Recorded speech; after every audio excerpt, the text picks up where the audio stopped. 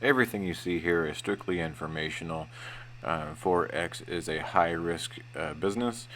Please do not place trades with more money than what you don't have. Please do not trade other people's money. Do not borrow any money than what you cannot trade with. And please take everything that I say as a personal opinion. I am not considered a financial advisor. I'm not considered a broker. I am just one here simply recording my journey along learning the markets. Hey, what's up, guys? There's a big voice you're hearing and you don't know where it's coming from, and there it is. Now you know who it's coming from. Okay, my name is Ted, and I am here with what I call Bodies and Wicks, and I'm going to drink a little Monster really quick because they sponsor me. They don't really sponsor me. Sorry to burst your bubble. Anyways, if you haven't seen my videos, if you don't know what I do, I like to analyze the markets, with technical analysis, fundamental analysis, any kind of analysis, and see what's going on and see what we can talk about what's going to happen in the future. If you have seen my videos, thank you for watching. And you can hit the like button if you do what I like. You can also subscribe if you like, and how you do that. I put a little thing on here that says subscribe to tell you to do it. In case you didn't know how to do it, it's like down below somewhere. You just hit a button and you subscribe to the channel, and it'll give you alerts and stuff like that whenever I post new stuff. But today what I want to be, or this video, what I'll be talking about is the S&P 500. For those of us that use MetaTrader 4, we can trade with the S&P. We don't have to buy into an ETF like SPY to earn money. We can simply place a 0.01 lot size, and every time the S&P moves, we make money, as long as we get past the spread. And depending on what broker you have, could be that, whatever.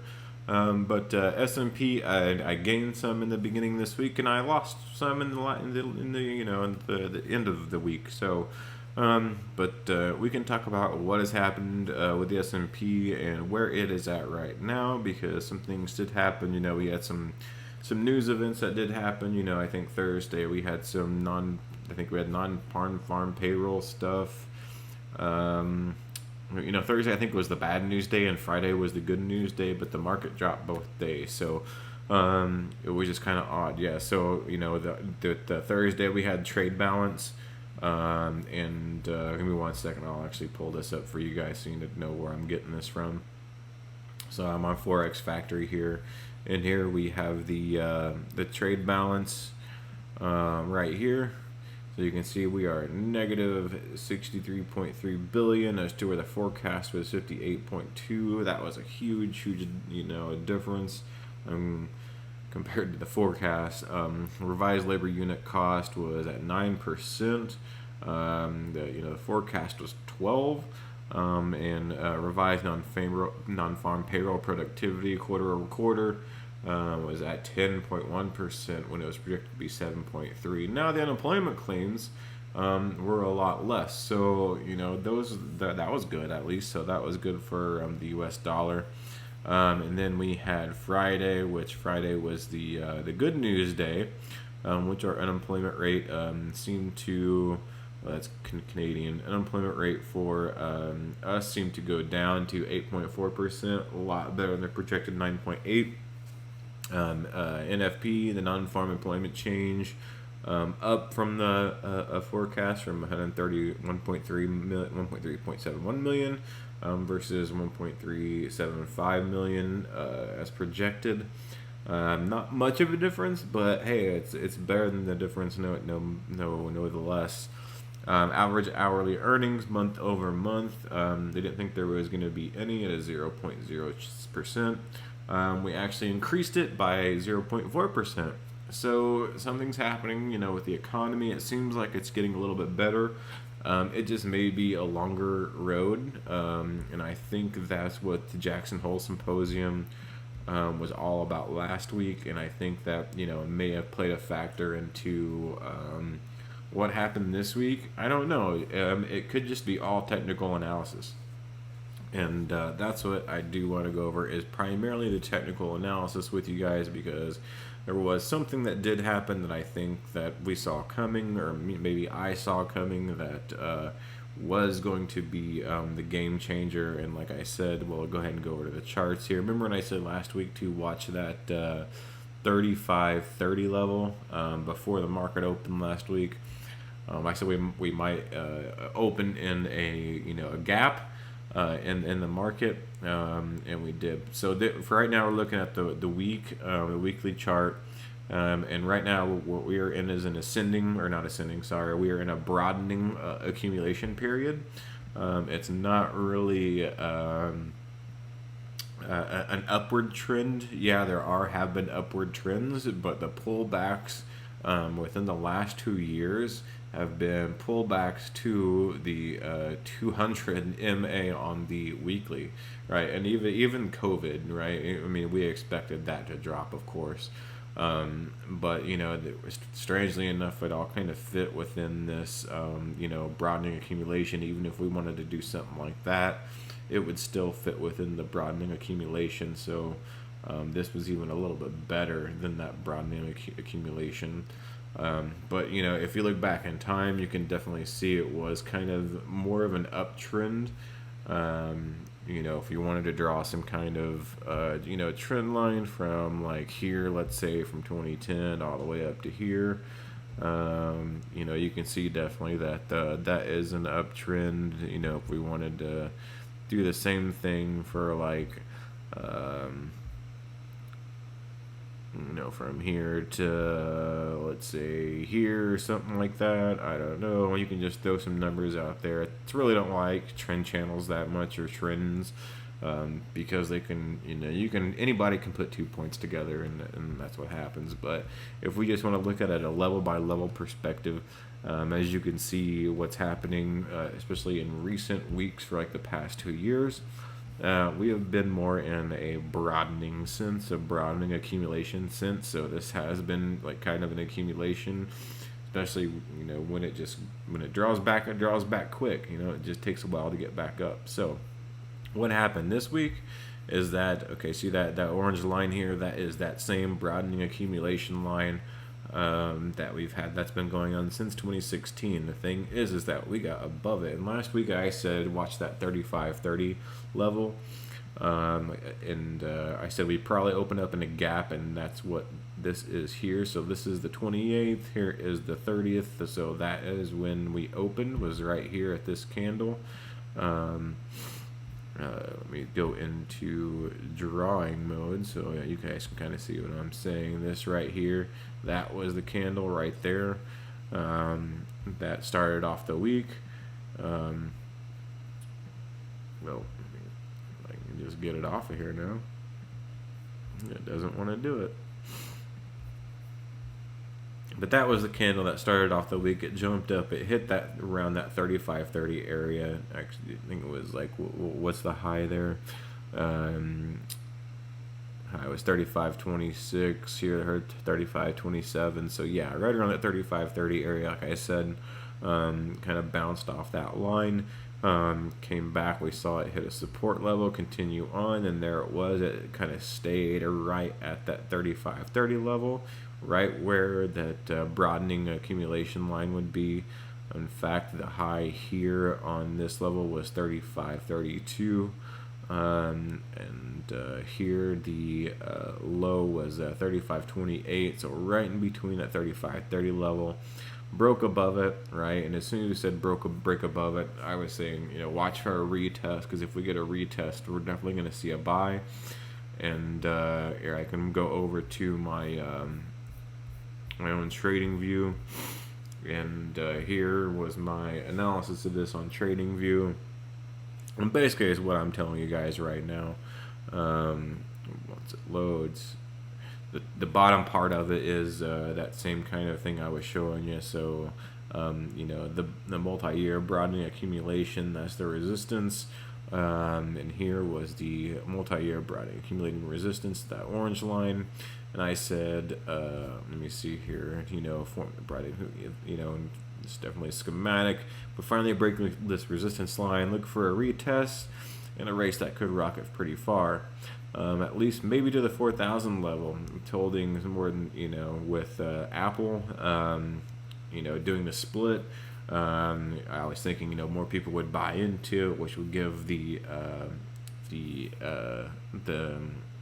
index, a bigger push, and people could definitely buy into it. So after the trade came into play, as you can see, it did do that, broke above it on the 5-minute, came back, retested, and I was in profit. At this point, I was just starting to take profits, that's for sure, as I kept watching it very, very closely. And then it pulled back, and once it pulled back, to the resistance again, or to that broadening accumulation, I was like, all right, that's the last time. I'm gonna put my stop loss to break even in case this thing goes against me. I don't lose anything. And then this was the interesting part, is this blue line is this multi-week channel line that's been going on since the end of July, beginning of August. Once it broke above that, that's when I started, and I drew what I call a future fib, right? A future fib meaning, okay, this could be the Fibonacci of the future, which gave me a hope for a new high of 3603, is what that did. And so once it did break above that and it came back down to this 618, I took profits again, and I had maybe just a couple small lots running to see if we would actually break that high. Now at this point, I think I stopped. Well, you know what? Let me go back to this, because that's where I took some of that profits. It was the other way around that I saw this coming. So once it got up to here, this 2.386, and then it came back down to this 382. If you put it the other way, that would have been the 618. That's when I took those profits, and I took the last remaining lots of small lot sizes that I had left, let them run just to see what would happen, right? And it was at that point where I didn't put anything else, because that was the point to where it broke and all hell broke loose. And that is when we saw the drop. So, the future fib didn't go in the way that I expected. And luckily, I did put my stop loss above at break even. But with that breaking above that broadening accumulation line, right? That, and also breaking above this channel, this multi-channel, because you can see if we go back to this week, it acted, as the support. And then if you can go from this week, it kind of acted as a resistance. So now we have resistance, and then we have another resistance. We have resistance meets resistance, and we are far, far away from the 200 moving average. And we have been expecting this, I think, for a long time, that eventually, week after week, that it was going to fall back to the 200 MA. Now, it fell back to the 4-hour to MA. You can see in the last 4 hours, that first 4 hours, whatever it hit. Now, it also hit a resistance line, that last resistance line being on the August 19th of 2020, when it was going sideways. So it's funny, I have this marked here, this candle marked, if you can see it right there. That big red candle, that's actually when Joe Biden announced that Kamala Harris would be his running mate. That was the news that broke that. The funny thing is about news is that it'll have a big effect on price action, but it won't break it out of channel. It won't do anything that'll cause it to act I guess you could say completely different, something like COVID would. COVID completely crashed it. This is just something that just made it, kind of jog a little bit, but it didn't move it out of channel. Because if you actually connect these two lines, it connects directly with this one. So, we went a little bit up and then we started seeing the pullback. And it wasn't much of a pullback, but, it didn't pull back us down, but it just went sideways. And right around here is when I predicted it would pull back. It didn't. So instead, we had to wait about another week or two before we finally got above the accumulation resistance. We broke out of the channel resistance, and then once we broke out of those, then we saw the 200 MA come into play. So it bounces off the 200 MA, and then the last 4 hours of the day, we saw kind of a squirmishy. We didn't know where it was going to go. Now, there's two things that could happen. The 50 MA is still in play, right? So what we could see that could happen with this this kind of action is that we could see the price action go up, right? We could see it come up a little bit, as this 200 MA, starts to come down, and then we could see a rejection off of that. And then after that, what I would do is watch what's going to happen with this 200 MA to see if it's going to reject again off of that, and then that should give it enough, momentum for it to continue moving on. To see a better hope in the economy. If that doesn't happen, and we see it push down, and I would say if we do see it push down, I would expect it to hit somewhere probably right around in here, and then probably give a little pullback back up to that 200 MA, and then I would see how it's going to react off of that. But what it could do is it could go the opposite direction. Now, if it does go the opposite direction, we are going to be in a bear market, right? And that is not going to be good. So those are the two different types of scenarios that I see playing out ahead for the S&P. We have to watch the 50 moving MA on the 4 hour, because definitely it was the 200 MA that had some kind of impact. Because if we do look at, I have this resistance line drawn here because I actually had a buy set here, and then I did have a buy set.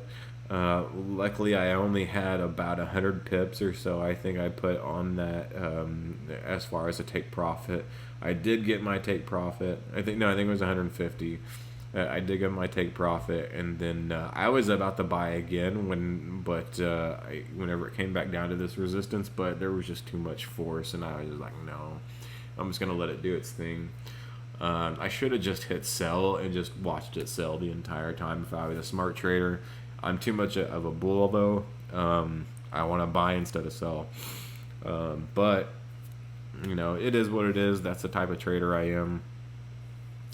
So those are the two different types of scenarios, like I said, that I have for what is going to possibly happen with the S&P. So if I were you, those are the two things I would look out for. Definitely, I think these moving averages are what is going to have more of a major impact than anything. And I think with this coming up and this 50 average coming down, it's probably where you see this 4 hour is where it stops right here. Maybe just a little bit above that. And where you can see right here is a little bit of a support line, resistance line right here. So I'm going to mark that. I would say keep that area in mind, 3467.2. As you can see, it has acted as a little bit, support resistance, on either side. So here is where it acted as support. It fell through, it acted as a resistance, it moved above, became support, and then it fell below, acted as resistance. So 3467.2, I think that's also where the 50 MA is going to come into play whenever whenever the price action starts moving upwards, because I think we are going to see price action start moving upwards. We started seeing it at the end of the day on Friday, but I think we still have to be careful because we're still in a mode to where we don't know what's going on. I personally think we're going to be okay and we're going to start moving forward. I think a lot of this could have to be with politics, unfortunately. We do have the election coming up, and I think whether you love him or you hate him, Donald Trump is going to be the person that's going to help you with your economics. He has, if you've looked at any kind of economical statistical data, better jobs have opened for all sorts of all types of people, meaning that they're getting better paying jobs, meaning they're having 401ks, meaning that their money is actually being put into the market for retirement. So that's why you're seeing this kind of growth that's been happening. Also, the unemployment number is going down. These type of people are, and I think that a lot of people are kind of scared as to what could happen. So in the future, so they could be putting a lot of money into their stocks more than that they would in case of what happens on November 3rd. Because I think on November 3rd, if Biden is to become president, I think you're going to people. So I see a lot of people pull out of their normal holdings and probably move it into a different portfolio, something that's a little bit more safer. That could be as simple as a bank with an annual yield of 3%, because we won't know what's going to happen until Biden starts producing some kind of different policies. So it probably shouldn't shake up the market that much, but it could have an effect on the growth. Again, love him or hate him, Donald Trump is better for the economy. It will be better for the economy than I think Biden will be. But right now it's going to be a game of the media and what they're going to do and who they're going to favor. We already know who they favor. But we're going to see how that's going to play out and how many Americans are going to either fall into that or not listen to it, and we'll see what they do with their money. Anyways, I've talked long enough, I think, on my idea about the SPX and the S&P. Let me know what you think. Leave me some comments. Hit me up on Telegram if you want. I'll leave my information there. Again, if you like my stuff and you want to hear more, go ahead and hit that subscribe button. It's a friendly button. It's not a non-friendly button. I'm a friendly person. See, I'm friendly. You'll hear more videos from me. I'll probably do some videos about my strategy coming up because I nailed some more good things going along with my strategy this week. And I'll probably do some other videos on some pairs, USD pairs, maybe some NASDAQ, gold, who knows. That's what I usually throw out there. So the typical is what you're probably going to see from me. So thanks again for watching, and I hope to see you guys soon. Alright, thank you very much, and peace. Have a great weekend. Happy Labor Day.